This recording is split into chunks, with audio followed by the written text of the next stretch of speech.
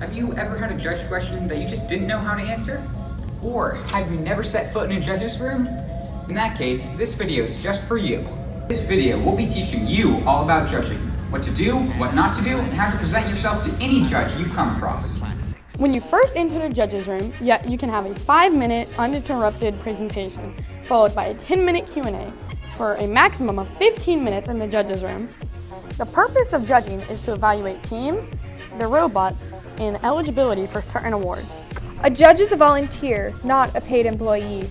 Therefore, they can be just a normal person who is taking time out of their day in order to help with the FTC tournament. Be sure to cater to your audience so that your presentation can work with judges of any experience level. As a volunteer, the judges should be treated with the utmost respect. When preparing your judge presentation, we recommend that you read the manual and learn the requirements for the different awards. Learn who you are as a team and what makes you unique. Talk about your robot design and what you learned during the build. Learn how you impacted your community and how your community impacted you.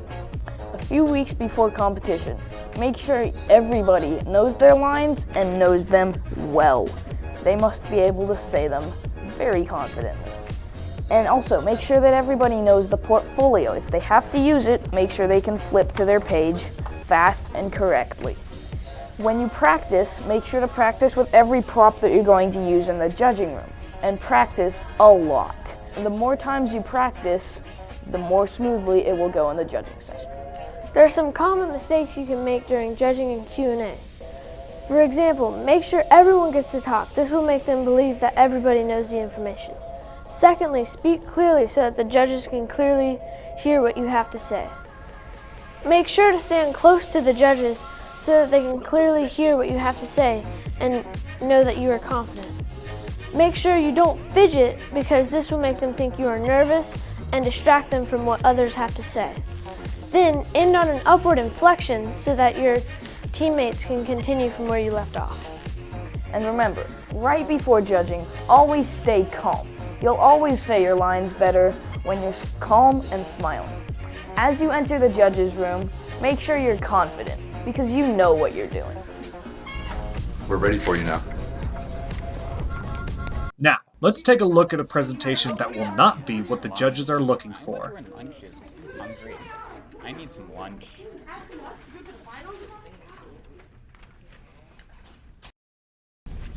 Hi, we are team 4294. Dude, we're team 4924, dummy.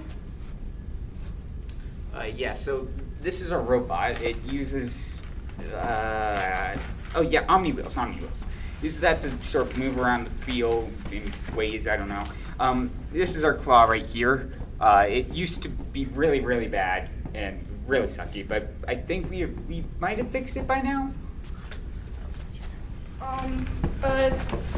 So we did an outreach where we went to this elementary school and we taught them about robotics and we did like Legos and stuff with them. It was really cool. A third grader bit my arm.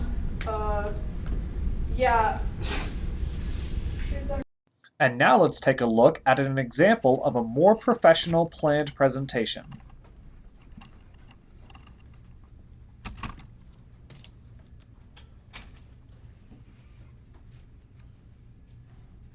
We are the Red-Beard Pandas. Arr!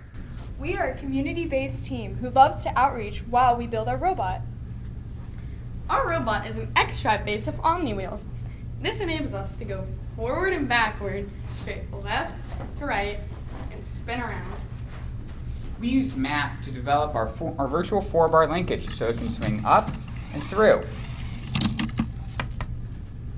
Our claw went through several iterations before we came on this design, which is both light and reliable. Over the season, we were able to reach out to over 100 kids and teach them and motivate them about STEM. Thank you for listening to our presentation, and we're now open for questions. During Q&A, be confident. When you answer a question, make sure to answer it with confidence. It's okay if you miss a number or a word, and it's okay for a teammate to politely correct you. Also remember to stay positive. You might have had a few designs that didn't work, but don't be crude about dismissing them. And also remember to always include everyone on your team. Make sure that everyone gets a chance to answer at least one question so that judges know how well-rounded your team is. Let's look at an example of a very uninformative Q&A session. So you mentioned that you used a modified virtual 4-bar linkage. What made you think about that? Our mentor told us about it.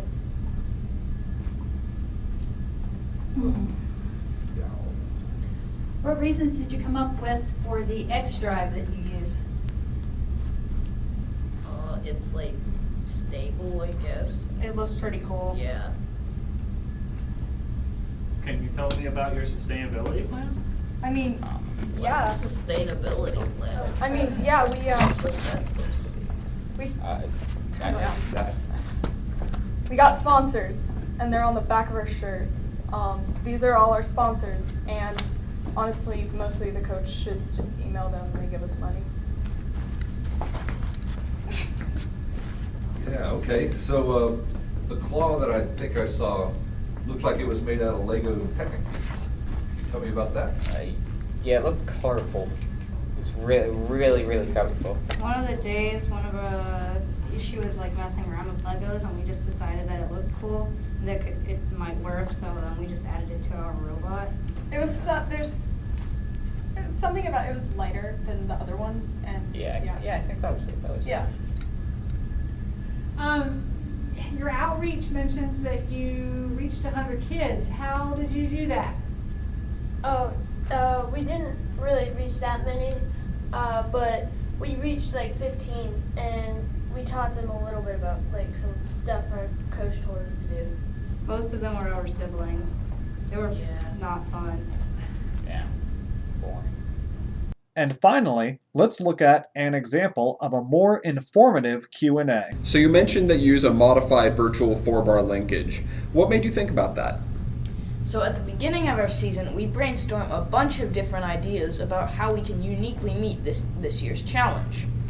So when we brainstorm, we actually prototype a lot of ideas, and this one seemed to meet our criteria the best. What reasons did you come up with for the X drive that you use? So we wanted a very sturdy base because our robot has a very high center of gravity thanks to the arm. We also wanted to have omnidirectional movement, and X drive fits both of these criteria. Can you tell me a little bit more about your team's sustainability plan? Yes, as you can see from the back of our shirt, we have a list of all of our sponsors. And in order to keep them our sponsors, we do a ton of outreach with them, and we go visit them at their work. And this has produced a lot of new team members and mentors for our team. Super. Okay. I'm interested in the claw. Tell me how you made that out of Lego Technic pieces. Why did you use that? So at the beginning of the season, we realized our arm was drifting downwards because of the weight of the collection. So we decided to make it out of Lego Technic pieces because they are light and durable.